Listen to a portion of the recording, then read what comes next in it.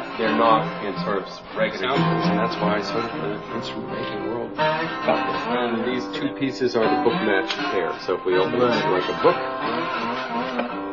they'll be joined like so. This is where I found, I mean, you wanted the real constellations, or we decided we would. Yeah. No, I really like that idea of the real. For example, this was Orion. Right. And then I was making some choices. Sound faster through a solid is some metals.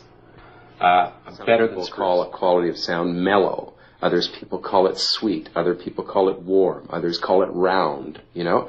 And I get to know all those adjectives.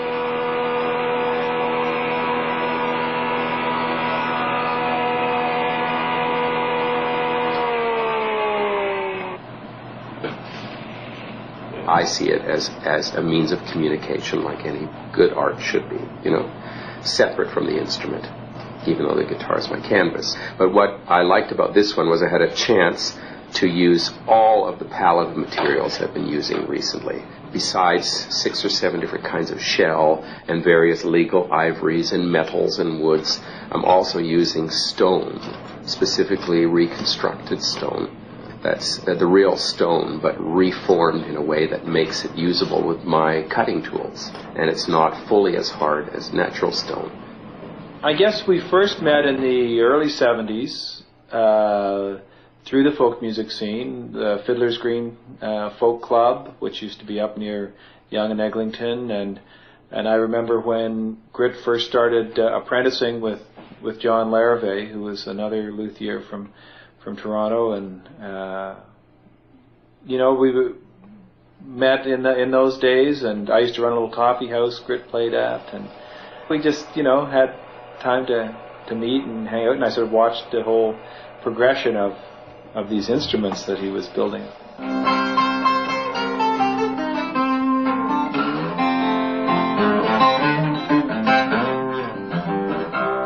The sun is a symbol of light and energy, positive force, purities, and so on. And Grit had done a really interesting way of conveying that sense, and it was his idea. You know, I'd said, well, just, you know, like the sun, because I didn't want it something as elaborate as some of Grit's inlays that get very elaborate with a lot of detail of people and things like that. But Grit suggested, which I just love, this putting this little person at the bottom, and it's sort of an undefined sex. It's just sort of a archetypal human, you know, reaching up to the sun and receiving that light.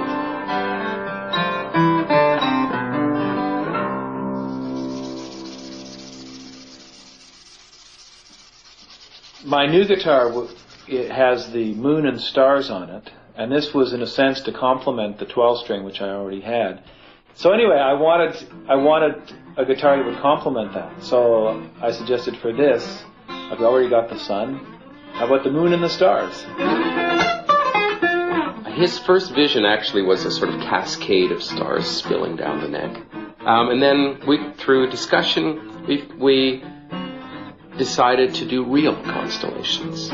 By that, I mean taking the locations of the stars from exactly where they are in the sky, in the night sky, and doing stars of different sizes to represent the different light magnitudes and how we perceive them with the eye.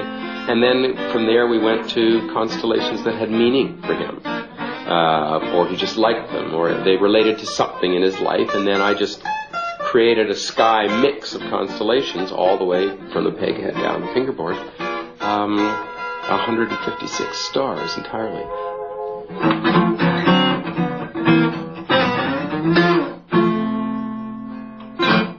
So for this guitar, I wanted a guitar that would do it all. I wanted something where that would have that clarity and those high notes would be able to sing, but the open chords would sound full and rich and ring, and so we opted for sort of a middle size. And I knew I wanted to be able to get up the neck, so I knew I wanted a cutaway. And then we went through a whole debate as to how far the neck should go. And I've always been frustrated. Most guitar necks go to about a C. Some only go to a B, C, maybe C sharp. So this goes all the way up to an E flat. So that's a minor third higher than the C that most guitars have.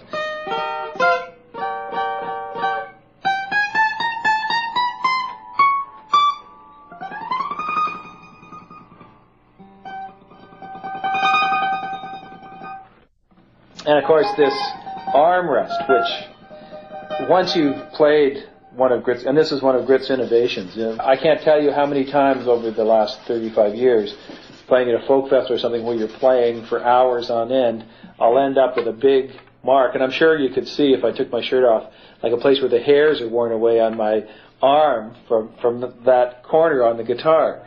And this is just so comfortable, and it just it feels so great. So that was another thing.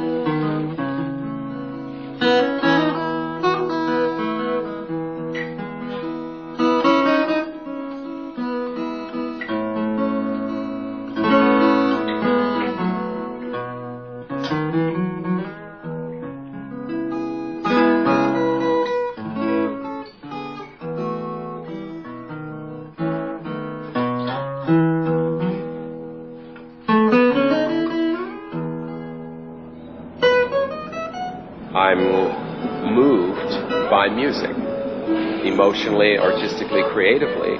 So that's the driving force as a musician, and also in search of the sounds that you're trying to pull out of this wooden box. You know, they tie in very closely, almost inseparably. And I really feel strongly that limitations such as those brought by function can be the biggest spur to creativity that you have, because you're forced to think of ways around it and deal with the functions and be creative, which to me is more challenging than having a completely blank slate of whatever media or medium you're in and just doing what your body and spirit feels like at the moment. To me, that defines functional craft. Despite how stunning a guitar might look with elaborate inlay work and beautiful joinery, if it doesn't play well and sound good, it's a failure. That's its role. To do that, then the tasks to meet that function, and for me the opportunity to use it as a canvas for my inlay art. Luckily, my customers have taken it the way I'm giving it to them, which is feeling that they have a work of art that they can use. And they actually verbalize.